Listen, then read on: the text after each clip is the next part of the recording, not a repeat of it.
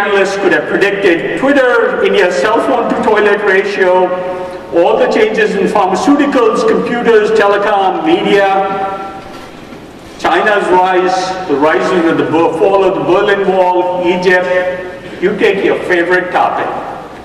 Now, these are stories, and I don't like stories that aren't scientifically backed up. I'm going to skip this slide in the interest of time. I can come back to why these forecasts are wrong. But let's look at this chart.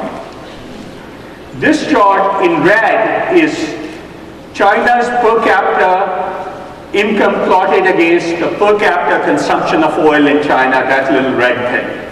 The orange thing on the top is the US. And on the bottom axis is per capita income, PPP, for those of you who want to be very accurate. Now you think China's oil consumption will keep growing. Yes, it will. Actually, let me point out one thing. In blue and in purple are the oil consumption per capita for Korea and Japan.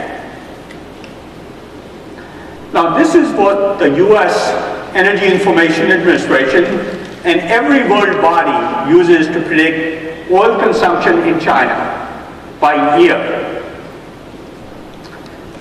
If you assume that China doesn't follow the global model, China follows the Korea model. That means with income, oil consumption goes up the way it did in Korea. That would be China's oil consumption. If you say China follows Japan's model, that would be China's oil consumption.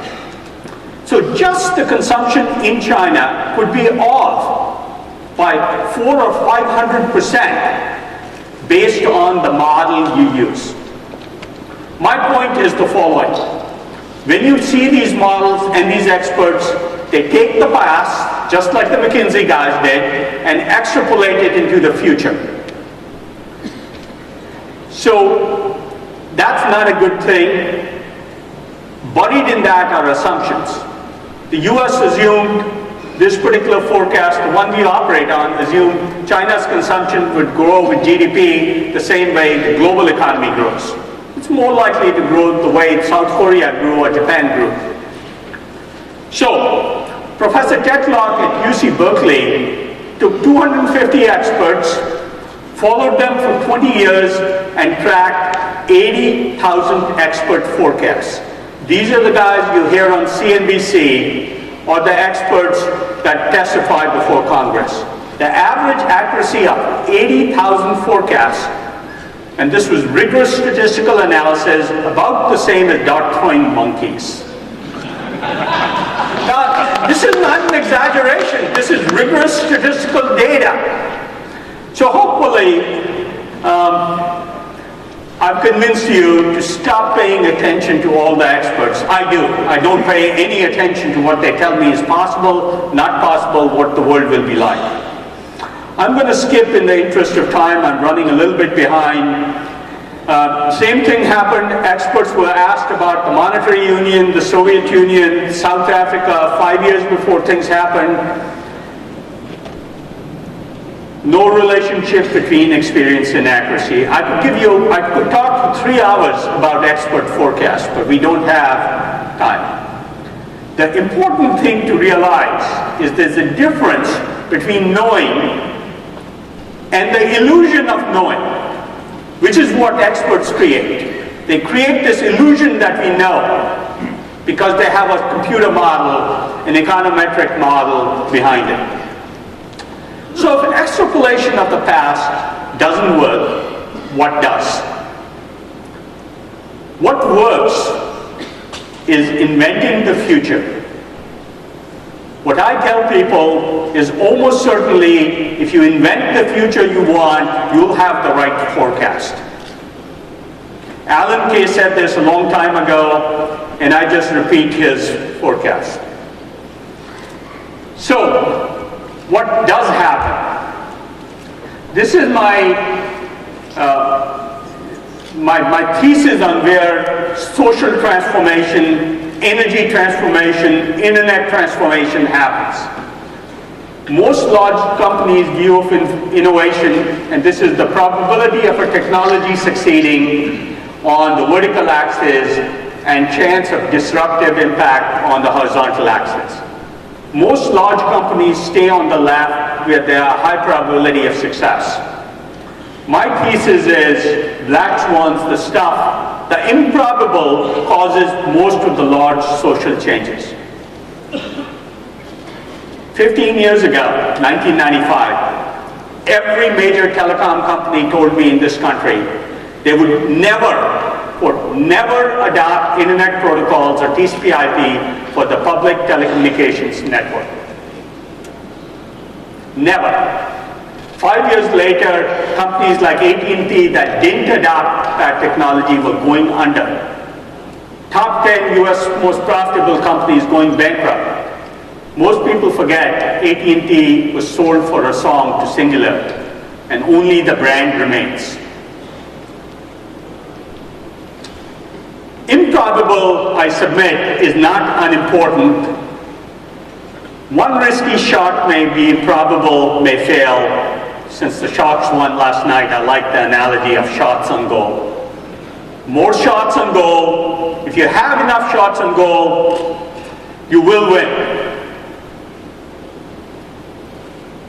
So, almost certainly the winning thing, whether it's a technology, will be some improbable.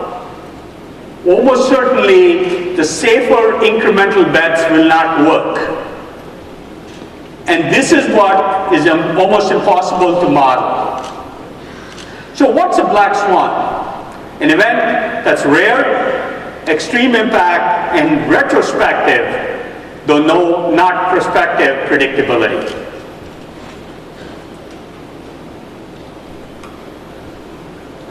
So let me ponder a lot of improbables. What if oil was 100% renewable and that renewable oil was cheaper than fossil oil? It was cheaper than deep offshore drilling, and it was cheaper than oil sands. And if we could, to get to the same place, use 50% less of it. Almost every expert tells me it's impossible. I say it's almost a certainty. Cure is one little company. It takes 1 million years of crude production cycle and reduces it to minutes in a market competitive way. And I'm not saying anything I haven't said for 9 months or a year that isn't in the public domain. There's half a dozen companies, and I could substitute that name with 6 other names. There's half a dozen companies that'll be competitive with $100 oil within the next 2 or 3 years. Oil will have a hard time competing, and I will go on the record saying by the year 2030, the price of oil, because of some companies, some technology, probably not Cure because every technology gets obsoleted. By 2030, we'll have a set of technologies where the price of oil will be determined by the marginal rent on land. And I suspect in 2006 dollars, and I said this in 2006, the price of oil will be $30 a barrel. Why? Because of companies like this. It's an engine that delivers 50% more efficiency. I have no doubt. And a few months ago, Navistar announced that they would move all their truck engines to this architecture. I have no doubt by 2030, we'll be way above 100% more efficient. 100% more efficient means half the amount of oil. So between producing renewable oil from half a dozen companies and a half a dozen engine companies that will cut the consumption in half or a third, or who knows how much lower by 2030, or even 2015 in my view, or 2020, you're going to see a dramatic change in the picture for oil. Remember, we're looking for that 10x, for 50 million, 500 million people to go to 5 billion. So what if coal-based electricity could be 75% cleaner and we use 75% less of it? Using 75% less would mean the same electricity would go 4 times further or serve 4 times as many people. If we could achieve that. And we can do a lot better than 75% less electricity to light this bulb or to air condition this room. But what if coal-based electricity could be 75% cleaner? Let me talk about an unusual idea. We all know coal is dirty. Coal has all kinds of crap in it. It produces carbon dioxide. Not only that, it has lots of mercury which goes in the air around coal plants. It has thorium and radioactivity. Most people don't understand the average coal plant puts out more radioactivity than the 3 Mile nuclear accident did. Because of radioactive materials in coal, when they burn, they go up in the flue gases. So Cirrus, which is a little company in Denver, decided that do clean coal differently. While everybody talks about carbon sequestration in underground reservoirs, they said, hey, we know bugs, little microbes, that turn coal into natural gas, and coal bed methane is a well-known phenomenon. In fact, that's why you hear the phrase canary in the coal mine. If you put a canary in a coal mine, the bugs that convert coal to natural gas create methane in there and kills the canary before it kills the human beings. That's where that term came from. So they said, we'll just feed those bugs that are already down there, they're natural, more nutrients so they could turn coal into natural gas and never bring it up. So coal mining without ever bringing up coal to the surface, turn it into natural gas and mine the natural gas. Makes for a much cleaner coal. Then there's Calera, which then turns whatever little carbon dioxide is potentially into cement and building materials. We kill 2 birds with 1 stone. We sequester the carbon dioxide and we produce cement. Came from the insight that the concrete on this floor is mostly carbonates. It's calcium carbonate. Carbonates are CO3. For those of you who are engineers, carbon dioxide is CO2. It seems like a reasonable technical thing to try and attempt. I'm not suggesting all these companies work today. All I'm saying, and we're nowhere near the economics yet to make this happen. But just like those hockey shots, they are shots on goal. And shots on goal, some relatively decent percentage of them will be successful. Sora is another company in Fremont, making lighting 80% more efficient. To use 1/5 the amount of electricity to produce the same amount of light. But here's the more important part. Sora has one very important goal. Everybody knows how to do an LED. The goal at Sora was to do an LED that pays for itself in the very first year. Then everybody can use it because the economics work. Caton, another company in Fremont, is, for those of you who are engineers, inventing or trying to invent a new thermodynamic cycle, something that hasn't been done in 100 years, to do cooling. If they succeed, air conditioning can use 80% less electricity. If everything uses 80% less electricity, we have 5 times more electricity available. So, we can keep going through these examples.